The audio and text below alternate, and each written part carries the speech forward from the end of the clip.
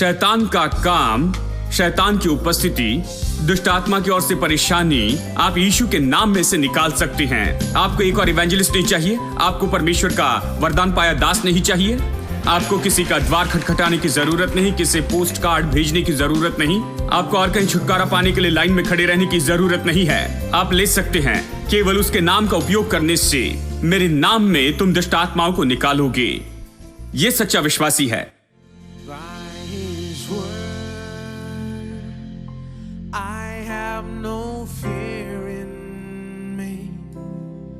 By his word, death cannot swallow me. By his word, I have prosperity.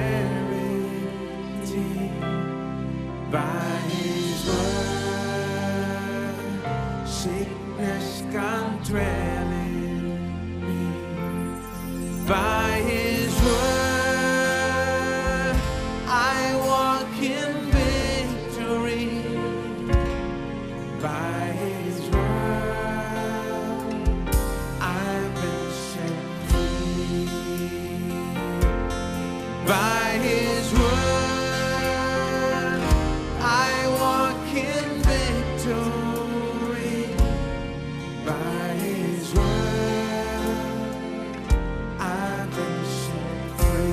by his word, by his word, I have no fear in me. By his word, death cannot swallow me. By his word, I have prosperity. By his word, sickness can't dwell in me. By his word, I walk in victory. By his word, I've been set free. By his word, I walk in victory. By his word, I've been saved. Everybody, by his word, let's sing it. By his word, I have no fear in me. By his word, death cannot swallow me. By his word, I have prosperity. By his word, sickness can't dwell in me. By his word, I walk in victory. By his word, I've been set free.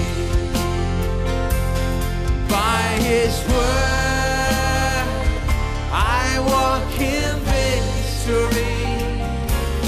By his word, I sing that last line. By his word, I walk in victory. By his word, I walk in victory. By his word, I've been set. One last time. By his word, I walk in victory. By his word, I've been set free.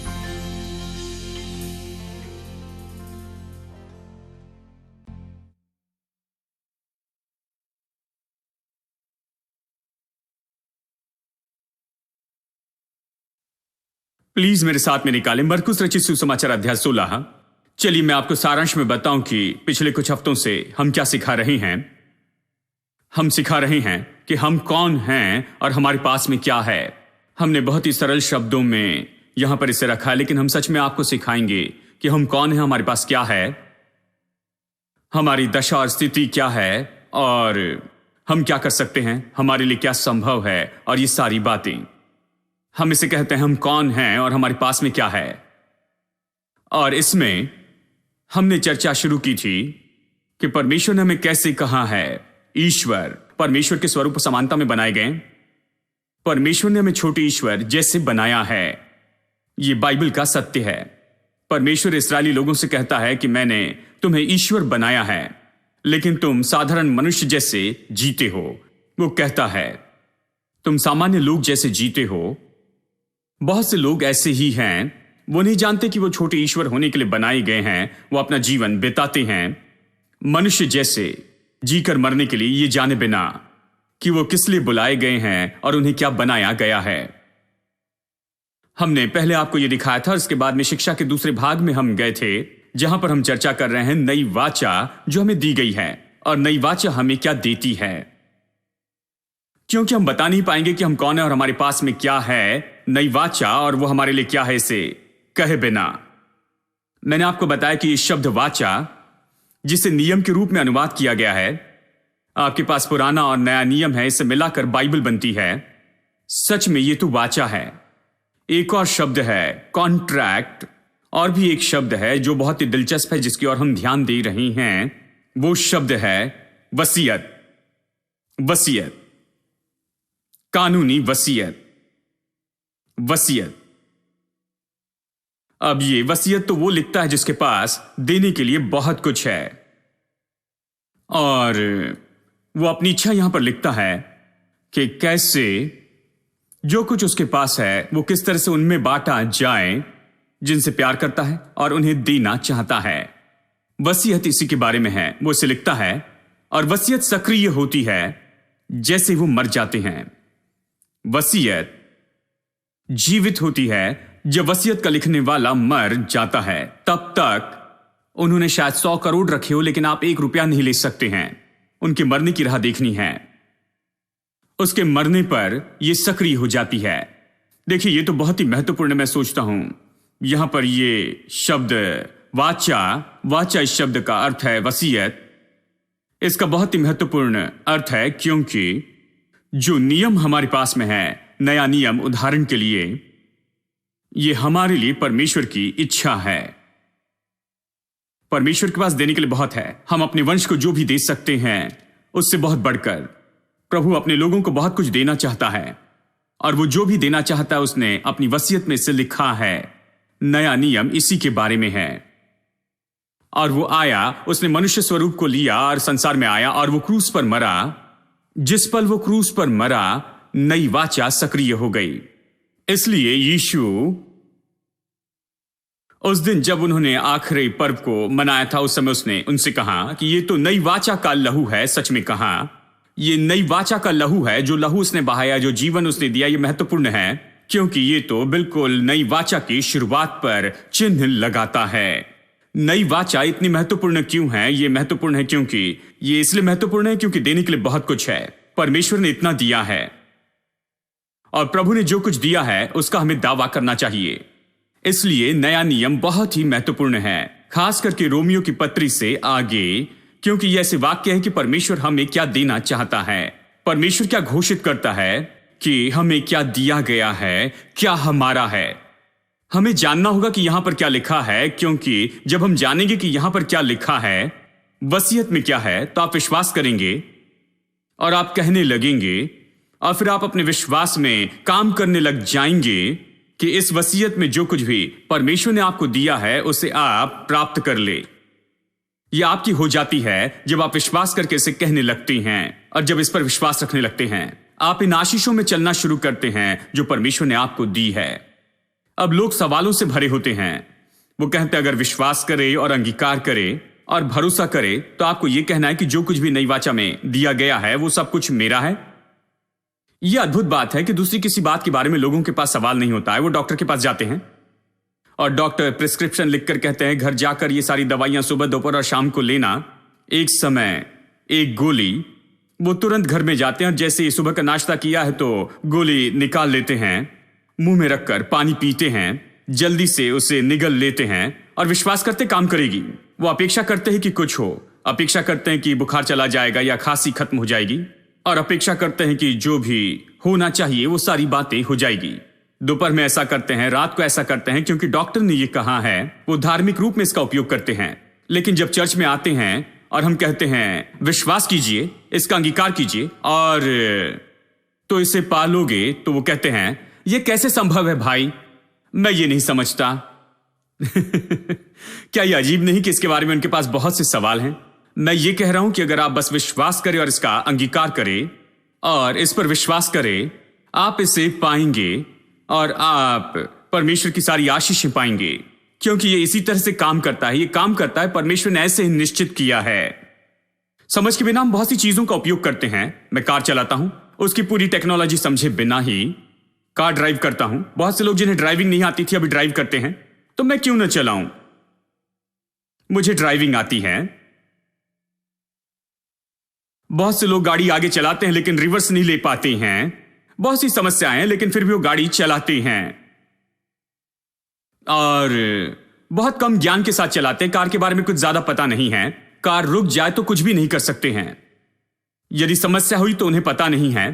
Car के बारे में कुछ भी पता नहीं, फिर भी car चलाते हैं और ये काम करता है। मेरे लिए काम करता है। मुझे कार के बारे में ज्यादा पता नहीं। मैं कभी उसका ढक्कन नहीं खोलता, उसमें कभी नहीं झांकता, उसके अंदर कुछ भी नहीं करता हूं। सर्विसिंग के लिए भेजता हूं, उसे ड्राइव करता हूं, ये मेरे लिए काम करती है।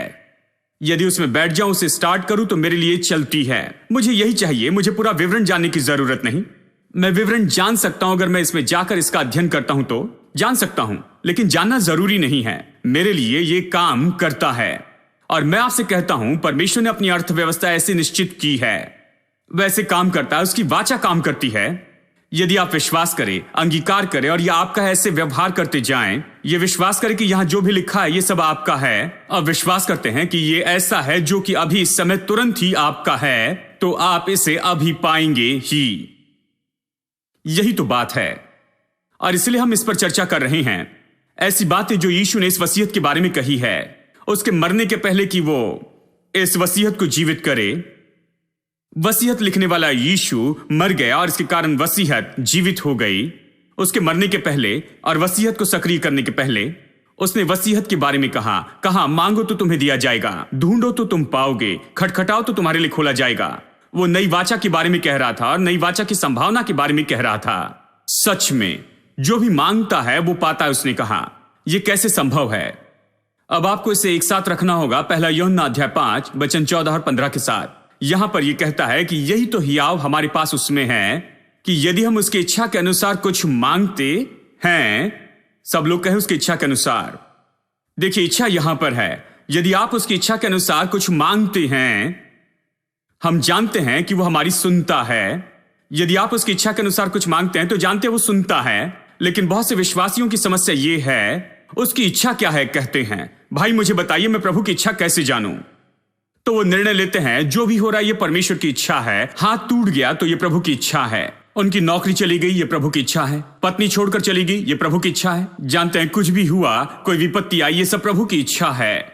और देखिए, सच में एक जगह, एक एयरपोर्ट पर जहां पर हवाई जहाज पार्क किए जाते, वहां पर यह बोर्ड लगा था, सारे तूफान और बवंडर और जितनी भी आग लगनी है और ऐसी सारी बातें जो परमेश्वर के काम है, उसके लिए हम जिम्मेदार नहीं।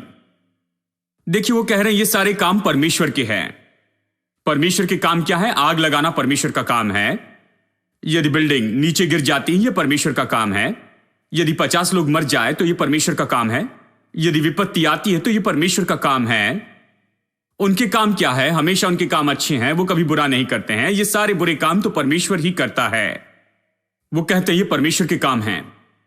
क्योंकि लोग प्रभु की इच्छा के बारे में गड़बड़ी में है। वो नहीं सोचते हैं कि इच्छा नाम की कोई चीज है, वो नहीं जानते हैं। यानी बहुत से विश्वासी लोग, कलीसिया में जाने वाले, जिनके पास में बाइबल है, ऐसे विश्वासी और बाइबल से दूसरों को मारने वाले विश्वासी नहीं जानते हैं कि ये इच्छा है। तो वो हमेशा पूछते हैं मैं इच्छा कैसे जानूंगा? मैं कहता हूं आपके हाथों में है। वो कहते भाई आप प्रार्थना कीजिए, मुझे इच्छा बताइए। इच्छा के लिए प्रार्थना करने की जरूरत नहीं, ये यहां है। परमेश्वर की इच्छा यहां पर है, यही तो उसकी इच्छा है। उसने ऐसा नहीं कि ये टेस्टामेंट या नियम लिखकर हमारे हाथों में देकर इस तरह कहा धार्मिक रूप में इसमें से कुछ अध्याय प्रतिदिन पढ़ लेना, लेकिन मैं अपनी इच्छा से करूंगा। इसका मेरी इच्छा से संबंध नहीं, मैं आगे बढ़कर बस अपनी इच्छा से करूंगा। नहीं, यही इच्छा है। यानी जब बाइबल कहती है हमें उसके सामने जो हियाव होता है वो ये है कि यदि हम उसकी इच्छा के अनुसार कुछ मांगते हैं, इसका सच में यह अर्थ है कि यदि आप इसके अनुसार कुछ मांगते हैं, किसके अनुसार? वाचा के अनुसार, और वो जो आपको देती है, हम जानते हैं कि वो हमारी सुनता है। यदि आप इसके अनुसार मांगते हैं तो आप निश्चित हो जाएं कि उसने आपकी प्रार्थना सुन ली है। और हम जानते हैं कि हमारे पास खैर देखिए अगला वचन कहता है यदि हम जानते हैं कि वो हमारी सुनता है तो हम ये भी जानते हैं कि जो कुछ हम मांगते हैं वो हमारी सुनता है। मैं यहां पर पढ़ रहा हूं पहला यूहन्ना अध्याय 5 14 और 15। चलिए शुरू से पढ़ते हैं। आप अपनी बाइबल में देखिए पहला यूहन्ना अध्याय 5 14 और 15। हमें उसके सामने जो हियाव होता है वो ये है कि यदि हम उसकी इच्छा के अनुसार कुछ मांगते हैं वो हमारी सुनता है। जब हम जानते हैं कि जो कुछ हम मांगते हैं वो हमारी सुनता है तो ये भी जानते हैं कि जो कुछ हमने उससे मांगा है वो पाया है। चलिए बहुत ही सरल शब्दों में आपको बता दूं, यदि आप इसके अनुसार प्रार्थना करें उसकी इच्छा के अनुसार तो जानते हैं वो सुनता है। यदि जानते हैं कि वो हमारी सुनता है तो ये भी जानते हैं कि जो कुछ भी आपने मांगा है वो पाया है, वो आपका है। विश्वासियों में बस यही तो समस्या है। जब प्रार्थना करते तो उनसे पूछिए खैर आप क्या सोचते हैं, तो कहते हैं मैंने प्रार्थना की है, चलो देखते हैं। क्या देखते हैं? देखते हैं कि परमेश्वर क्या करता है। क्यों राह देखें कि प्रभु क्या करता है। बाइबल कहती है कि जो सही प्रार्थना है बिनती इस तरह से शुरू होती है, वचन से शुरू होती है और इस तरह से कि उसने क्या कहा है, और आप प्रार्थना में इसे बताते हुए कहते हैं तूने इसे कहा है और इसलिए मुझे ये चाहिए। और जब आप इसे करते हैं तो आप जानते हैं कि वो आपकी सुनता है, और जब आप प्रार्थना करते हैं आप जानते हैं जो मांगा है उसे पाया है। ठीक है, असली प्रार्थना ऐसे ही है। ये नई वाचा की प्रार्थना है, आप गारंटी रखिए। एक इच्छा है, इच्छा के अनुसार प्रार्थना करें, आप जानिए वो सुनता है। यदि जानते वो सुनता है तो आपके पास वो विनती है जो आप उससे पाना चाहते हैं। प्रार्थना से उठते ही अगर कोई कहता है क्या हुआ, तो कहिए खैर मुझे मिल गया, यीशु के नाम में ये मुझे दिया गया है। नया नियम कहता है ये मेरा है, मैंने इसे मांगा है, यीशु के नाम में मैं विश्वास करता हूं कि ये मेरे पास है, मुझे मिल गया, क्योंकि मेरे पास में गारंटी है कि जो मैं चाहता हूं वो सारी चीजें वो मेरी है यीशु के नाम में। आपके पास ये शाश्वती है। नई वाचा यही तो करती है। यानी यीशु ने नई वाचा के बारे में बहुत कुछ बताया है और आज मैं कुछ बताना चाहता हूं। मरकुस रचित सुसमाचार अध्याय 16 देखिए और वचन 15 से आगे पढ़ते हैं। देखिए ये यीशु के पुनरुत्थान के बाद की बात है। यानी अब नई वाचा प्रभावी हो चुकी थी। मैंने कुछ वचन पढ़े थे जहां नई वाचा प्रभावी नहीं हुई थी, लेकिन उसके पहले से ही ये वाचा लिखने वाला बताता है कि वो क्या देने के बारे में सोच रहा है। कहता ये सारी चीजें तुम्हें मिलेगी। नई वाचा प्रभावी होने के बाद में मैं तुम्हें ये दूंगा नई वाचा में। यहां पर नई वाचा तो प्रभावी हो चुकी है। लहू तो यहां पर बहाया गया है, वो मरा, वो फिर से जी उठा और वाचा लिखने वाला अपनी मृत्यु के द्वारा इस वसीयत को सक्रिय कर चुका।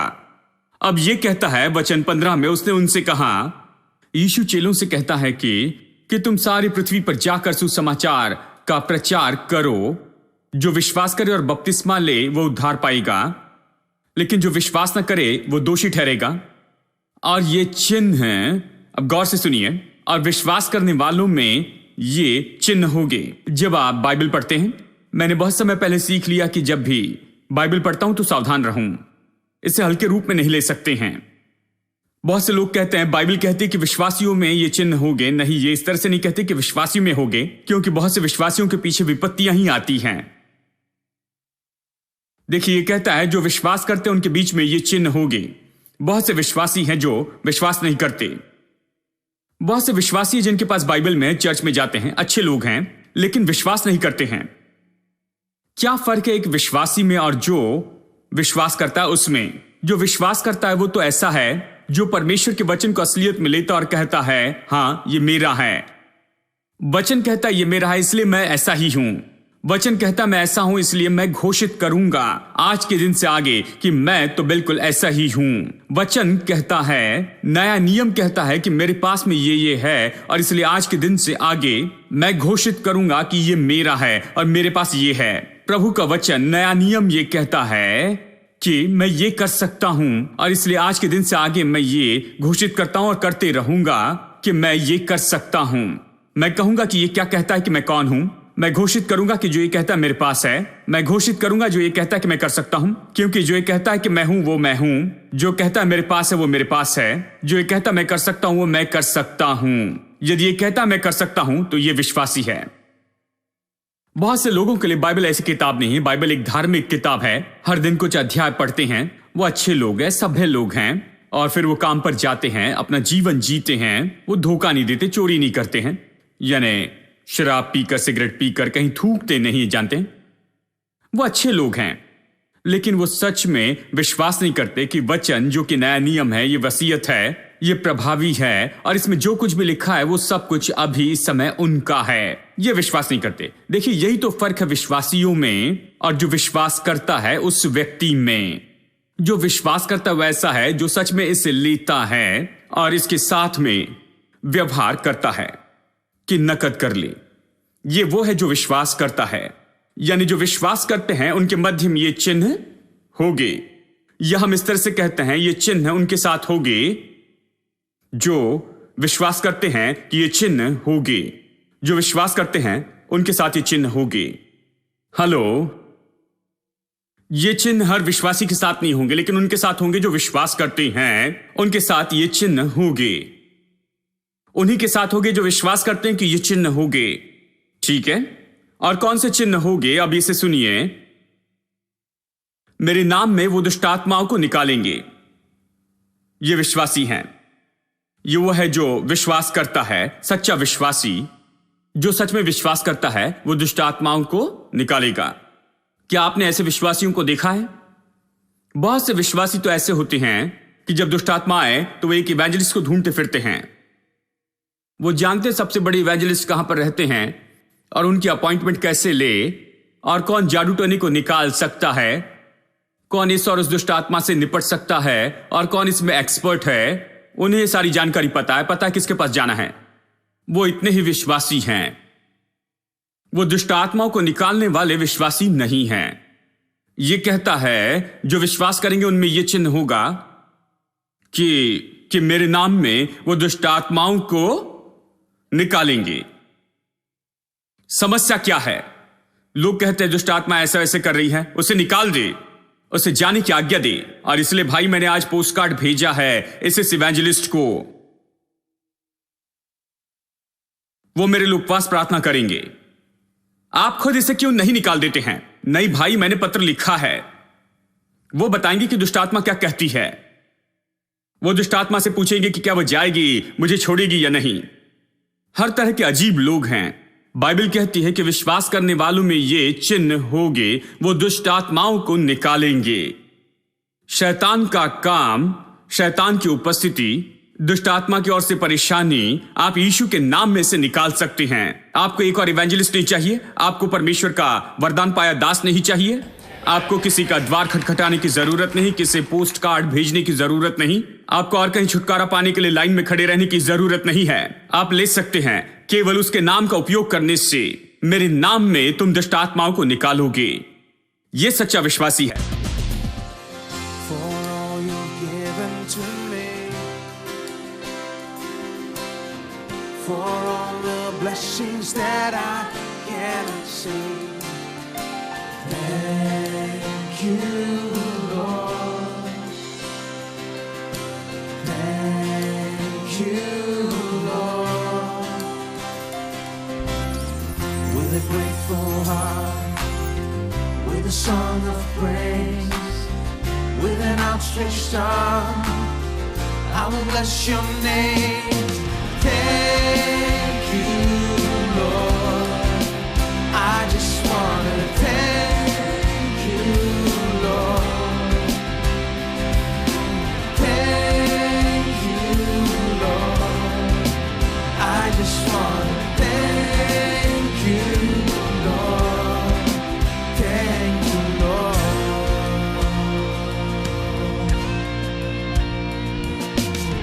For all you've done in my life,